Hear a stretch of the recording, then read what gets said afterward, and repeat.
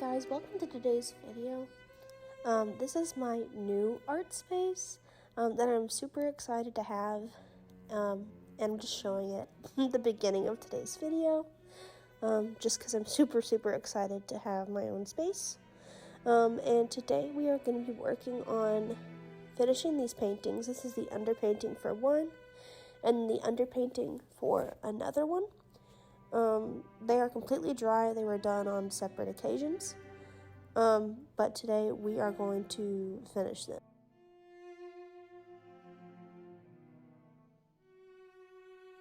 Starting with supplies, I'm using my usual Master's Touch gouache paints, a paint palette, and some brushes. I grabbed a rounded tipped brush, a more fuller kind of flat brush almost, that's slightly rounded, and then I also grab a couple of other paint brushes for finer details.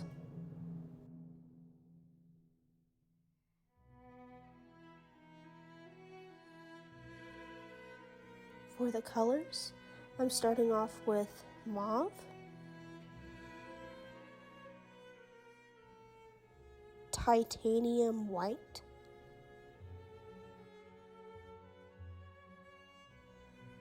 viridian hue, which is one of my favorite greens in this set actually, burnt umber,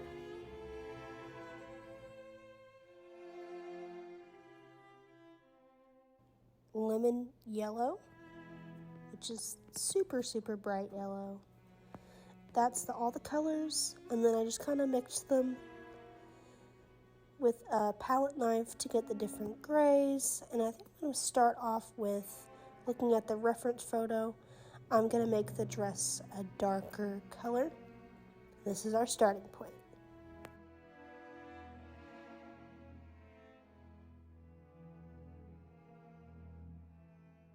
For the metallic gold in the dress, I also used some metallic gold acrylic paint. And starting off with the background, I'm using some of that darker mauve color that I had also mixed with some gray and blue. And then I'm taking the darker greens because I had mixed a variation of greens. I had mixed a shadow color, a mid-tone color, and a light color. And here I am just filling in the shadows of using the darkest green on the dress.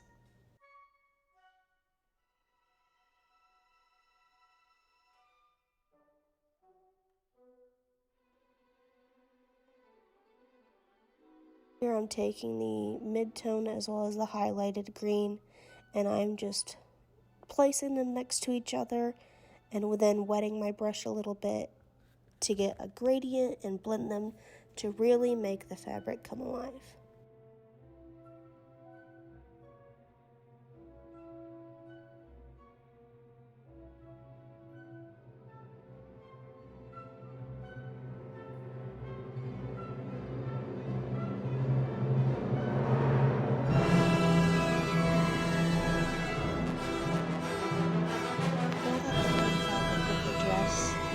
Colors are done. We're going to take, again, a mid-tone, shadow dark color, and a lighter color to do the white poofy sleeve. And the shadows and mid-tones kind of are like cool tone gray. So here I am just laying down the shadows, kind of just following the doing the same thing with the color. I'm just focusing on the highlights and the shadows. And that is it for today. This is how literally messy my palette was after this painting. How many different variations of each color that I had to do, but there we go.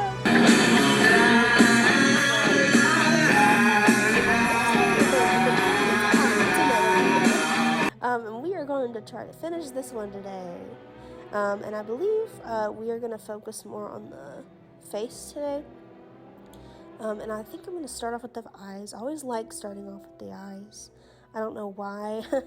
But I really like starting off with the eyes, and this cat's eyes are yellow.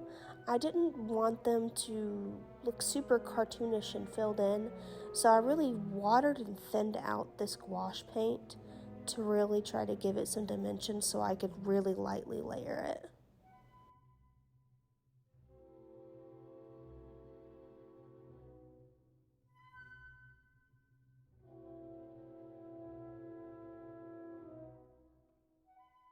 Now I'm using the darker gray, the mid-toned gray, and the lighter gray in the white to fill in the color spaces of the fur. It looks very chunky, but we're going to take a wet brush and just kind of blend it. Make sure it's really, really, really clean. And it'll just blend it out to give it that really fluffy fur effect.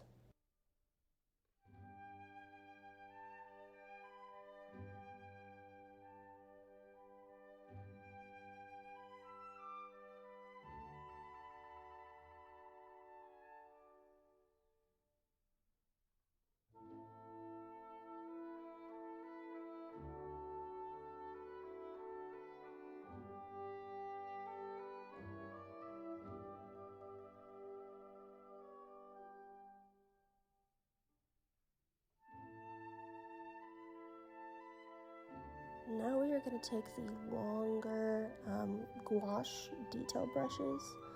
And we are going to do the whiskers, and the eyebrows, eyebrow whiskers, and the face whiskers.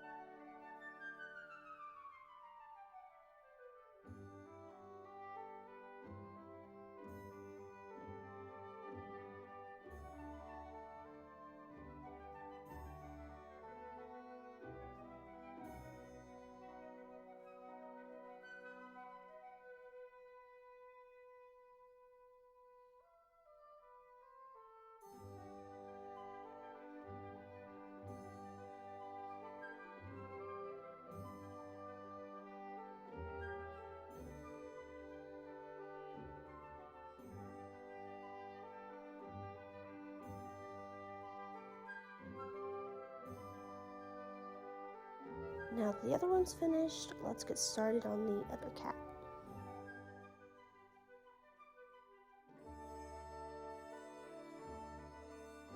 And I am starting off with my leftover paint from the last painting, and I'm just filling in the background, trying to match it best I can, and I dried it in between layers. Once again, I'm just starting with the eyes, and I am putting in a light wash of green.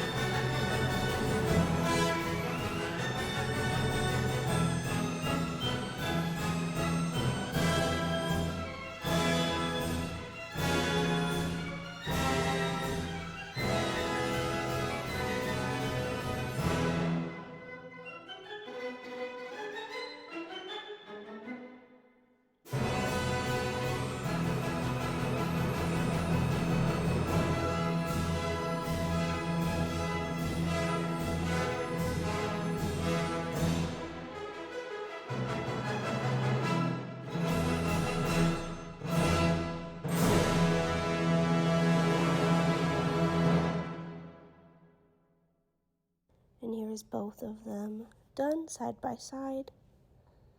Thank you guys so much for watching.